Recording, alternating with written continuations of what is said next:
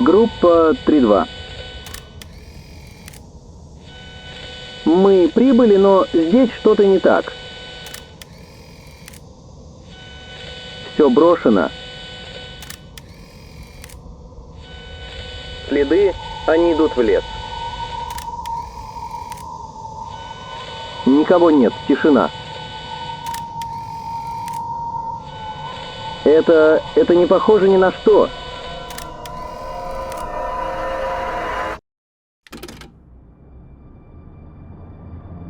In 1959, 9 experienced hikers vanished on the eastern slopes of Kholat-Shakhl, a place the local Mansi called Dead Mountain. The details of their disappearance have baffled investigators for decades. Their bodies were found scattered in the snow, some barefoot, others with injuries as severe as those from a car crash, and traces of radiation on their clothing. But the most unsettling clue was their tent, abandoned, with a meal left untouched and slashed open from the inside. What could have forced a group so well prepared to flee into the deadly cold, leaving everything behind?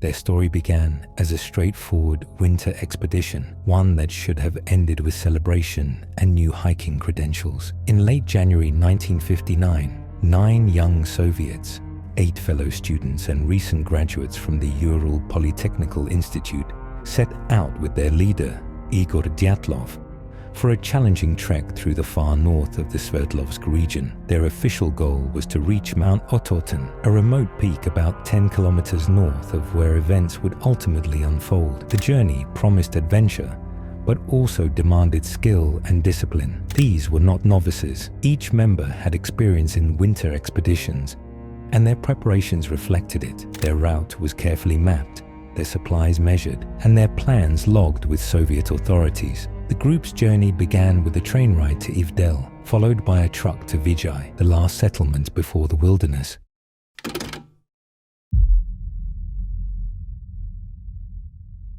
On January 27th, the team skied into the taiga, spirits high despite the biting cold. Along the way, one member, Yuri Yudin, turned back due to illness, a decision that would save his life. The others pressed on, recording their progress in diaries and on film. These records, later recovered, show camaraderie and resilience, group meals, laughter, and a sense of purpose. Each entry marked the steady advance toward Otorten, but also the mounting challenges, snowstorms, plummeting temperatures, and the slow grind of travel through deep drifts. By January 31st, the hikers reached the edge of a highland area and began preparing for the final push. They cached extra supplies in the forest to lighten their load, then moved higher, aiming to cross the pass below Otorten. But the weather worsened, visibility dropped, and strong winds battered the ridge. The group veered west, losing the planned route and ending up on the eastern slope of Kholat-Shakhl. Local Mansi called this place Dead Mountain, a name that referred to its barren, inhospitable slopes. That night, the team made a fateful decision. Instead of descending to the shelter of the forested valley below, they set up camp on the open mountainside, above the tree line. This choice left them exposed to fierce katabatic winds and the risk of avalanches, with little protection from the elements.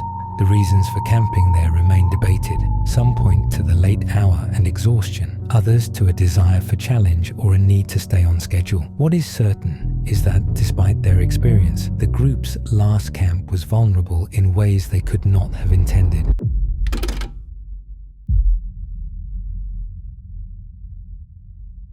The journals and photographs from that day reveal nothing unusual, just the routine of setting up camp, cooking, and settling in for the night. There is no hint of fear or foreboding, only a disciplined group facing another harsh evening in the mountains. Yet, sometime after nightfall, something went catastrophically wrong. The hikers abandoned their tents so suddenly that they left behind boots, coats, and essential gear. The tent itself was found partially collapsed, its fabric cut open from the inside, as if the group had no time to use the entrance. The discovery of the empty tent marked the beginning of the mystery. The site was eerily intact, with personal belongings scattered inside, meals half prepared, and no sign of an outside attack. The only clues were the gaping cuts in the tent and the absence of its occupants.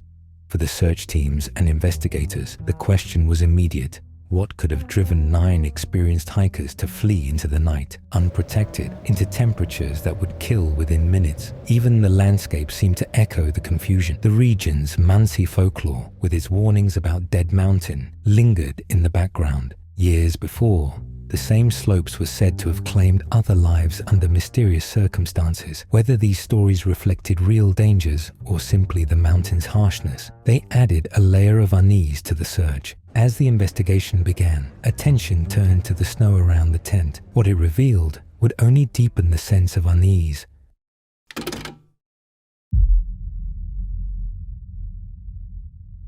Nine sets of footprints marked the snow, heading away from the tent in a single file. Some prints showed bare feet, others socks, and a few with just one shoe. No heavy boots, no winter gear. The tracks moved calmly down the slope, straight toward the dark line of the forest, 1.5 kilometers northeast. This orderly procession, in temperatures that could kill within minutes, stood in stark contrast to the chaos left behind in the tent. There was no sign of panic in the snow, only a quiet determination or resignation, as if the group had made a collective decision to leave together. At the edge of the forest, searchers found the first real answers and more questions. Beneath a tall Siberian pine, 2 bodies lay in the snow, Yuri Doroshenko and Yuri Krivonishenko. Both were dressed only in underwear and socks, their skin exposed to the brutal cold. A small, charred fire sat nearby, its remains barely enough to have offered warmth. Broken branches reached 5 meters up the cedar, suggesting someone had climbed in a desperate effort, possibly to spot the tent, signal for help, or escape something on the ground. The scene was silent except for the wind, but every detail hinted at a frantic struggle for survival. The conditions of the bodies added further layers to the mystery. Doroshenko lay face down, with burns on his head and foot, and grey fluid near his mouth, a sign often linked to severe chest trauma. Krivonishenko, found on his back, had burns on his legs, hands and foot. A piece of his own knuckle was in his mouth, as if he had bitten himself in agony or terror. Their hands were battered and raw, possibly from gathering firewood or fighting for life at the base of the tree. Yet, despite these injuries, medical examiners found no wounds that would explain their deaths outright. The official cause was hypothermia, but the evidence suggested there had been more to their final moments than simply freezing. The cedar tree itself told a story. Its lower branches were snapped and scattered, reaching high above where the 2 men fell. Investigators believed one or both had climbed in a last attempt to escape or gain perspective on their surroundings. The snow below the tree was trampled, and the remains of the fire showed that at least some of the group had tried to survive, if only for a short time. Still, the question remained: what had driven them from the tent in such a state, and why had they made no attempt to return?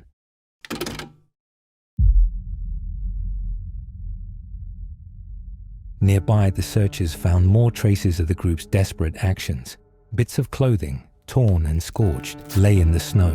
Later, it became clear that some of the survivors had taken clothing from the dead, trying to layer up as they struggled against the cold. This detail hinted at a brief window of rational thought and cooperation, even as conditions became lethal. The idea that the hikers had simply lost their senses and undressed in confusion did not fit with the evidence here. Instead, it looked as if the group had done what they could to help each other, even as their situation became hopeless. One detail unsettled investigators further: the bodies of Doroshenko and Krivonishenko had been moved after death.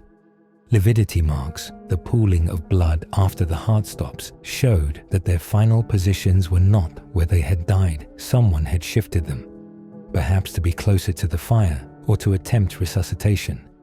In the middle of the night, in deadly cold, these acts suggested a level of care and presence of mind that was hard to reconcile with the panic implied by their flight from the tent. The footprints, the broken tree, and the battered bodies painted a picture of confusion and desperation, but not chaos. The first clues pointed to a group that had tried to survive, worked together, and made choices, even if those choices were ultimately futile. But as searchers pressed deeper into the woods, the mystery only grew. The next discoveries would make the earlier questions seem simple by comparison.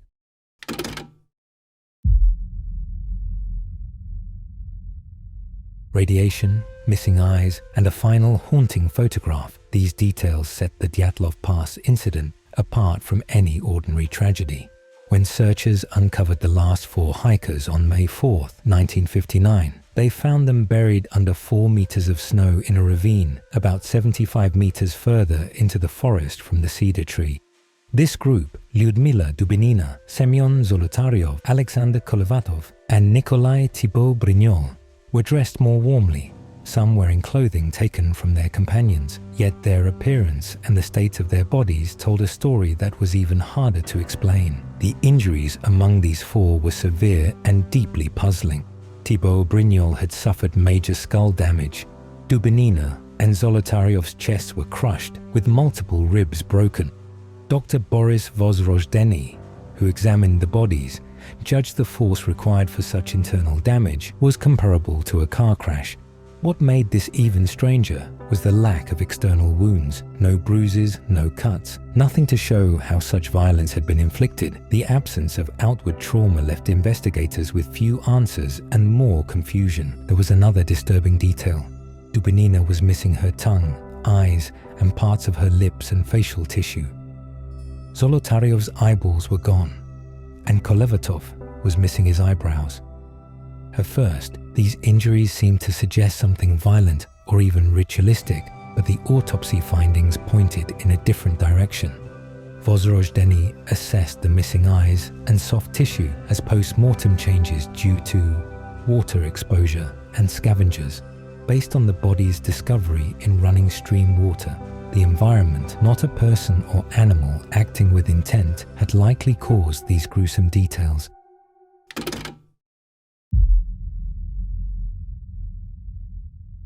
If the condition of the bodies raised questions, the discovery of radiation on their clothing only deepened the mystery. Several articles tested positive for unusually high levels of radioactive contamination. Dubinina's brown sweater, for example, registered 9,900 disintegrations per minute, DPM, per 150 square centimeters, while Kolevatov's top measured 5,600 DPM per 150 square centimeters. These figures far exceeded what would be expected in normal circumstances. The source of the contamination was never identified. Some speculated that it might be linked to the hikers' backgrounds. Krivonishenko and Kolevatov had both worked at nuclear facilities where radioactive dust could linger on clothing. Still, there was no proof that this explained the specific contamination found at the site.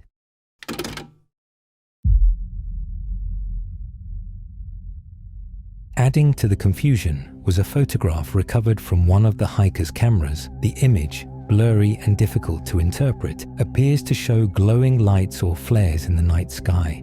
The photo's meaning remains hotly debated.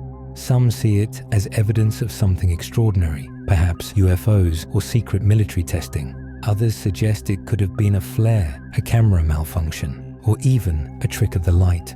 Around the time of the hikers' disappearance, witnesses in nearby settlements reported seeing orange orbs in the sky, which fueled speculation about military activity in the area.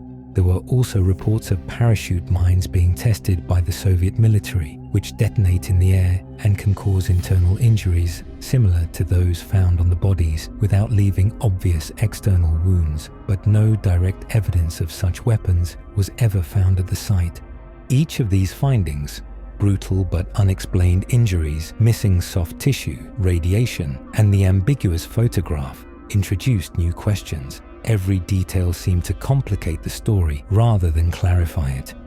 Theories multiplied, ranging from secret weapons tests to more natural explanations, but none could account for all the evidence. With so many strange elements at play, investigators faced a daunting task. Was there a straightforward explanation hiding in plain sight? Or did these clues point to something far more complex? The idea that a simple natural force could have caused such devastation was tempting, but the facts on the ground made it hard to accept without doubt.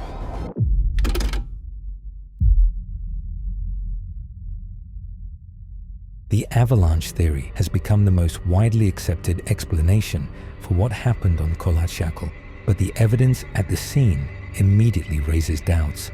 Searchers found no trace of a slide, no pile of displaced snow or broken trees, calling the slab avalanche conclusion into question.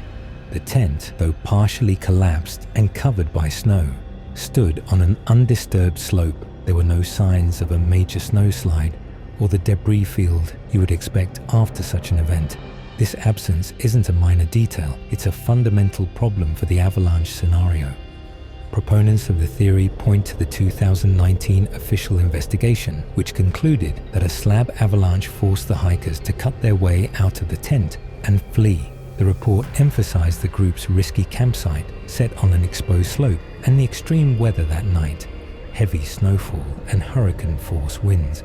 According to this view, the hikers reacted as textbook avalanche survivors, escaping quickly, leaving behind boots and coats in their rush to survive. In 2021, Swiss engineers Alexander Puzrin and Johann Gaume used computer simulations to show how a shallow snow slab could slide and collapse part of the tent. Their model demonstrated that such a slide could inflict injuries similar to those found on the group, especially to the chest and skull. For a moment, this seemed to offer a scientific, natural answer to the mystery. But even the strongest models can't smooth over the contradictions. The first is in the snow itself. If a slab avalanche had hit, why was the tent still visible and only partially buried? Why was there no clear evidence of a snowslide path? The tent's location, with gear and supplies still inside, doesn't match what you'd expect from an avalanche's aftermath. Supporters argue that a small, dense slab could have settled and left few traces, but the lack of physical evidence remains difficult to ignore. Then there are the footprints. After leaving the tent, the group's tracks continued in a calm, single-file line down the slope for over a kilometer. These were not the scattered, frantic prints of people running from immediate danger. Instead, they suggest a group acting with deliberation, even under extreme stress. If a wall of snow had crashed through their shelter, you'd expect chaos, scattered belongings, erratic tracks, signs of panic, but the scene was orderly, as if the hikers had made a collective decision and stuck to it, despite the deadly cold. The injuries found on the bodies add another layer of doubt. Dr. Boris Vozrojdeny, who performed the autopsies, noted that the chest and skull fractures were severe, requiring force similar to a car crash. Yet there were no external bruises or pressure marks on the skin, no evidence of the crushing blows you'd expect from a snowslide. The hikers found in the ravine had taken steps to survive, building a shelter from branches. Their actions suggest they were conscious and capable after leaving the tent, not swept away and incapacitated by an avalanche. Radiation on some clothing remains another unexplained detail. The avalanche theory does not address why Dubinina's sweater, tested at 9,900 dBm, the 2021 study by Puzrin and Gaume provides a plausible physical mechanism for tent damage, but it can't account for everything. Their model does not explain the calm footprints, the absence of external trauma on the most severely injured, or the presence of radiation. Even the researchers acknowledge these limitations. The avalanche theory is appealing because it offers a simple, natural explanation. It ties the tragedy to the environment rather than to conspiracy or the supernatural.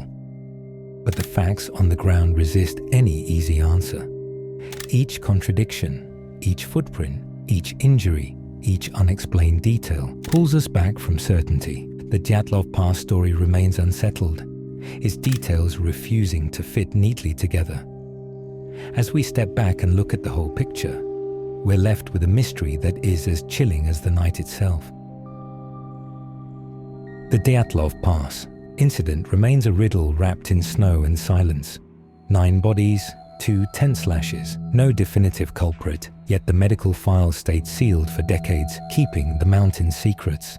The hikers measured footprints, catastrophic injuries without clear cause, and radiation-tainted clothing all defy simple answers. Officially, investigators closed the case once more in 2020, blaming a slab avalanche. Yet even their own lead prosecutor admitted the hikers faced a force beyond explanation. As the Arctic wind howls across the slopes of Kolatsiakl today, we are left with more questions than answers, and the mountain silence endures.